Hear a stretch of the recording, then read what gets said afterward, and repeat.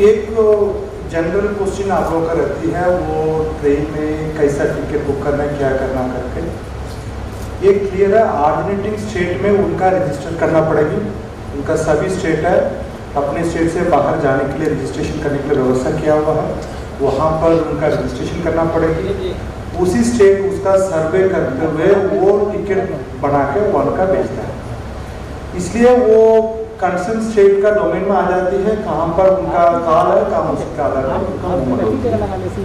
राज्य सरकार में एक निर्णय हुई थी, आसपास में 6 जिला का 6 राज्य का है, उनका हम लोग को बस से करवाएंगे करके, बस से करके हम लोग भी बस से हम लोग को उनका मंगाते जाना है। अभी आने वाला समय में भी उनका हम लोग बस भेजेंगे, उसका भी होगा। सबका भी उनका एक ही तरीका है, वो कहाँ पर ऑरिजिन स्टेट है वहाँ पर रजिस्ट्रेशन करेंगे। उसके तरफ से झारखंड का स्टेट में भी रजिस्ट्रेशन किया हुआ, उन्हीं का भी लिस्ट उनका शेयर करते हुए वहाँ से हम लोग उनका रवाना करता है। एक जनरली आप लोग के कोई इन्फॉर्मेशन रहती है, वो कहाँ से ट्रेन आ रहा है करके, वो सूचना नॉर्मली हम लोग बाहर नहीं देता है उसको। कारण क्या है, वो ऐसे ही चलेंगे, मतलब वहाँ आदमी चल जाती है ट्रेन में चढ़ने के लिए, उनका तो वहाँ ट्रेन में चलने नहीं देगा, वहाँ पर लॉ एंड ऑर्डर प्रॉब्लम हो जाती है। इसलिए लिस्ट कंसर्न स्टेट प्रिपेयर करती है, वो स्टेट डिसाइड करती है उनका कहाँ पर ट्रेन मिल जा रही है। उनका ट्रेन पॉइंट टू पॉइंट चलती है, बीच में कहाँ पर भी रुकती नहीं गाड़ी, केवल उनका ऑपरेशन पर्पस ऐसा खाना देने के लिए, आपका पानी के लिए उसका लोड होती है, क्रू चेंज होती है, कहाँ पर भी उनका नहीं थे, केवल पॉइंट टू पॉइंट आ जाती है। वो ऑरिजिन स्टेट डिसाइड होती है, उस हिसाब से हम लोग का डेस्टिनेशन स्टेट है, हम लोग से कंसर्न मांगता है, हम लोग उनका कंसर्न देते हुए हम लोग यहाँ पर 6 स्टेट में 6 रेलवे स्टेशन में हम लोग उनका रिसीविंग करता है उसको। इसलिए ये इंफॉर्मेशन बहुत सीक्रेटली रखा जाता है, नॉर्मली हम लोग किसी का भी नहीं देता है। कभी कभी एक तो कहाँ पर भी सूचना दे दी लीक हो जाए, मतलब वहाँ पर प्रॉब्लम हो जा रही, उनका ही दिक्कत हो जाती है। इसलिए हम लोग ना तो ऑरिजिन का देता है, हम लोग आने वाला का देता है। बेसिकली वो उनका मैग्नेट लेबर की दिक्कत होती है, लॉ एंड ऑर्डर की इश्यूज आ जाती है। इसलिए वो अपने स्टेट में रजिस्ट्रेशन करें, यहाँ पर झारखंड प्रवासी में रजिस्ट्रेशन करें, उसी हिसाब से वो उनका स्टेट प्रभारी है वहाँ पर करता है। अभी हम लोग 6 स्टेट का मोटामोटी हम लोग उनका ले आने के लिए शुरू कर दिया, उसका भी डेटा मैं आप लोग का दे देंगे उसको। खर्च कितना हुआ सर अब तक? मैं आपका एक डेटा बता देंगे, आपको वो डेटा भी आपका जानना चाहिए आपको। अभी तक हम लोग का झारखंड के लिए 12 ट्रेन आ चुका है, ठीक है, 12 ट्रेन अभी तक आ चुका है। आपका सबका स्टूडेंट देखेंगे, मतलब आपका ट्रेन में 2146 स्टूडेंट्स आ गया,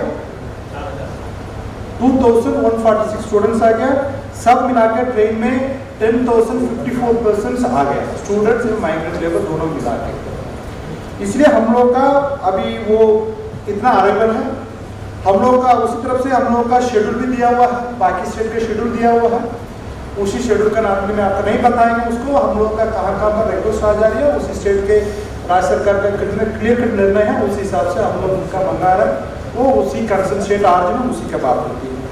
आपका बसेस के बारे में बात आ गया, अभी तक बस में हम लोग 6076 पर्सन बसेस में हम लोग वहाँ पर दूसरा अभी 6 स्टेट बात होती है, उसमें एक स्टेट छोड़कर बाकी स्टेट में 5 स्टेट से 6076 बस में आ गया।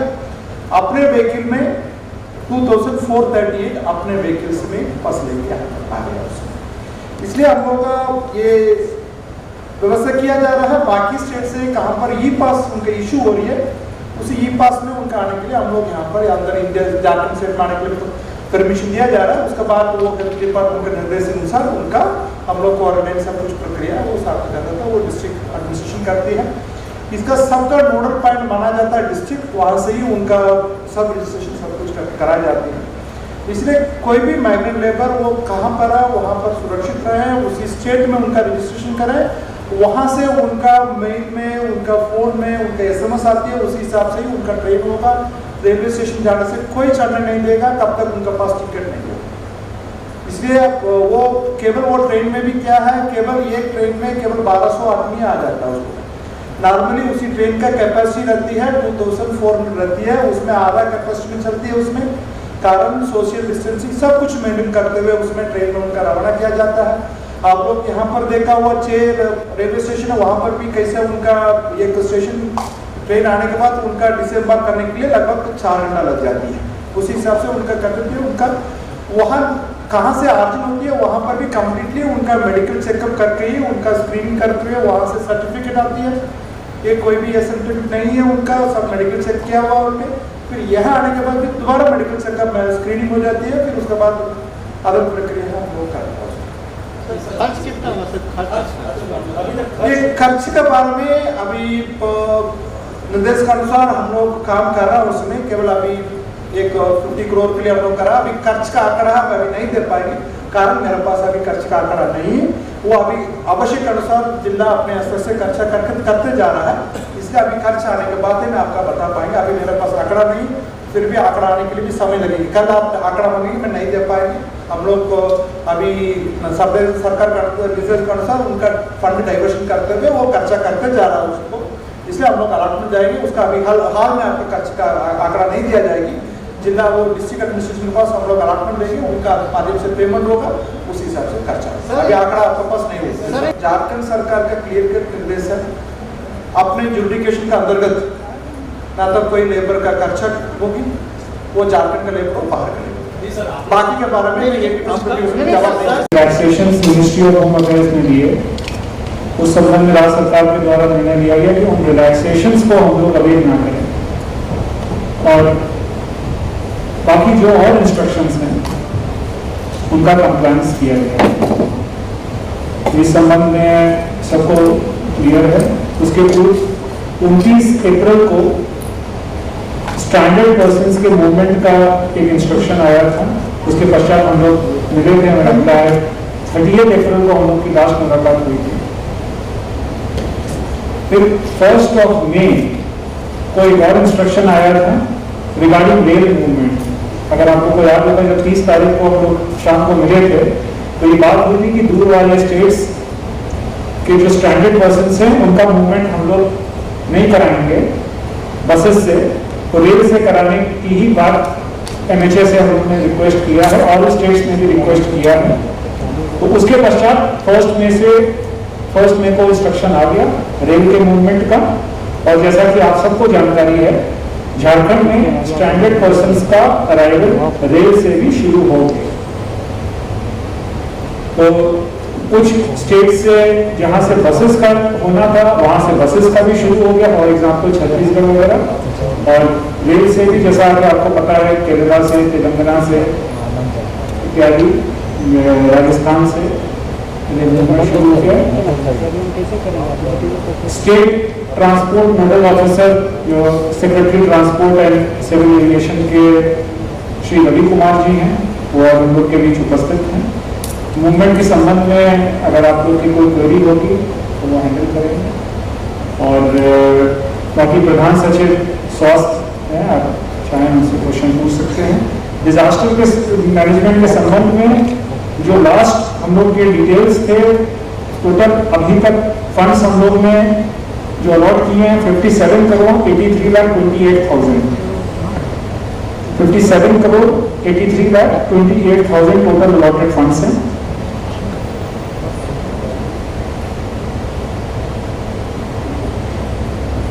जिसमें से केवल दाल भात केंद्र के लिए 7 करोड़ 48,33,000 है।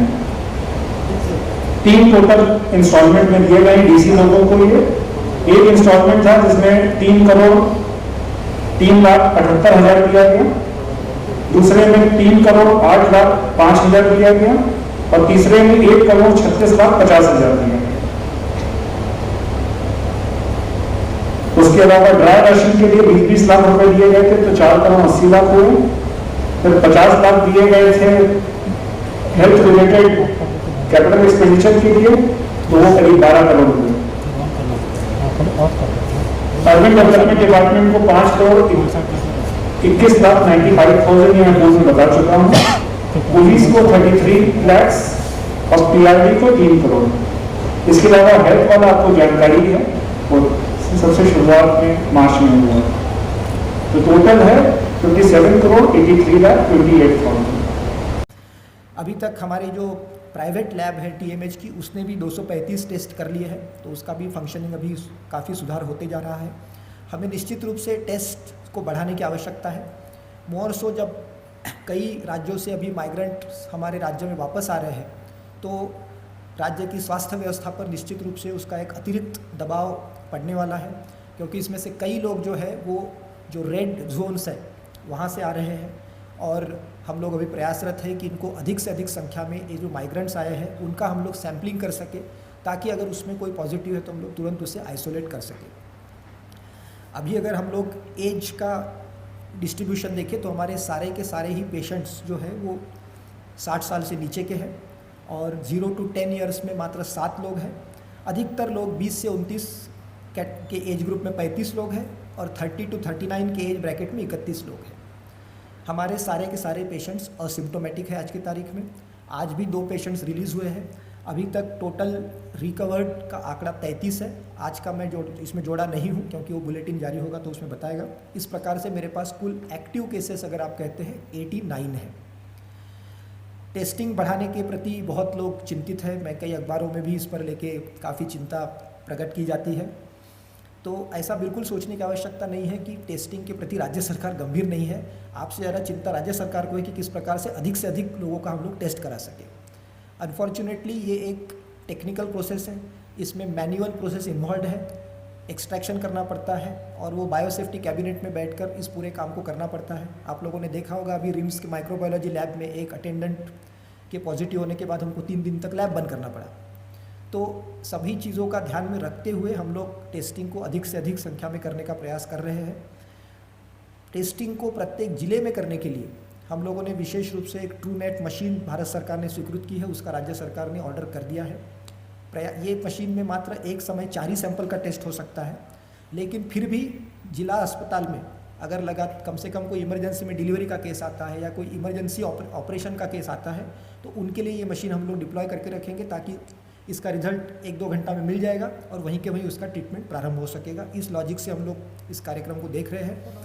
अभी ये ट्रूनेट मशीन्स की जनरली ये सारे मशीन्स इम्पोर्टेड मशीन्स हैं, तो ये मशीन्स को प्राप्त करने में विलम्ब भी लगता है। तो हम लोग आशान्वित है कि हमको अगले 1 हफ्ता में कम से कम 7 या 8 मशीन कम से कम मिल जाते हैं अगर, तो हम लोग इमरजेंसी सेवाओं के लिए इसको तत्काल डिप्लॉय कर देंगे। जहाँ तक सबसे इम्पोर्टेंट बात है कि कंटेनमेंट जोन्स, जहाँ भी पॉजिटिव केस आता है उस इलाके को, उस पर्टिकुलर क्षेत्र को कंटेनमेंट जोन के रूप में घोषित किया जाता है, उसकी चौहद्दी घोषित की जाती है। अभी तक राज्य में टोटल 46 कंटेनमेंट जोन्स फंक्शनल है। अभी 2-3 जोन्स में से केसेस सब डिस्चार्ज हो चुके तो कम भी होते जाएंगे। इन कंटेनमेंट जोन्स में 71,868 मतलब लगभग 72,000 घर हैं। अभी तक इन कंटेनमेंट जोन से हम लोगों ने 8,071 सैंपल्स कलेक्ट किए हैं। ज़्यादातर ऑब्वियसली रांची और हिंदपीढ़ी के इलाके के हैं, और उसमें से 89 हम लोगों को पॉजिटिव भी मिले हैं। कॉन्टैक्ट ट्रेसिंग इस पूरे प्रक्रिया का सबसे अहम अंग है। हमारे पास जैसे मैंने बताया टोटल 125 पॉजिटिव केसेस थे, उनके केवल हाई रिस्क कॉन्टैक्ट और लो रिस्क कॉन्टैक्ट मिलाकर 2714 लोगों का सैम्पलिंग किया गया। मतलब हम ये देख सकते हैं कि 125 व्यक्तियों के पीछे 2714 कॉन्टैक्ट्स थे। मतलब आप खुद कैलकुलेट कर लीजिए कि एक आदमी के पीछे लगभग 20-22 लोग कॉन्टैक्ट में आ रहे हैं। इन कॉन्टैक्ट ट्रेसिंग के माध्यम से हम लोगों को 50 नए पॉजिटिव केस मिले। ये भी ज़्यादातर हिंदपीढ़ी और इस क्षेत्र के ही है, और इस प्रकार से ये कार्यक्रम चल रहा है। इसके अतिरिक्त आप लोगों ने देखा होगा हम लोगों ने रांची में विशेषकर सर्वेक्षण का आदेश दिया था, पर्टिकुलरली कंटेनमेंट जोन और उसके आसपास के क्षेत्रों में। तो पीपी कंपाउंड, कड्रू, अपर बाजार, कोनका बस्ती और कई क्षेत्रों में सर्वेक्षण का कार्य लगभग पूरा हो चुका है। आज उसके अंतिम आंकड़े आएंगे। हम लोगों ने अभी तक लगभग 38,000 परिवारों का सर्वेक्षण पूरा कर लिया है, और जहाँ जहाँ भी कोई सिम्टोमेटिक गलती से भी ऐसे डाउट भी आया है उनका सैम्पलिंग कर लिया गया है। तो हम लोग इसके प्रति बहुत गंभीर है कि किस प्रकार से सर्वेलेंस को बढ़ाएं। अब जैसे जो बाहर से लोग आ रहे हैं, व्यवस्था यही की गई है कि वे अपने जब घर में जाते हैं तो वहाँ के जो हमारे स्वास्थ्य व कर्मी हैं और जो सरकार के कोई भी फंक्शनरी है लगातार उनका अनुश्रवण करते रहेंगे, और हम लोग उनका सैम्पलिंग भी साथ साथ करेंगे, जिससे कि हम लोग तुरंत ही उनको आइसोलेट कर सकें अगर ऐसी कोई स्थिति उत्पन्न होती है।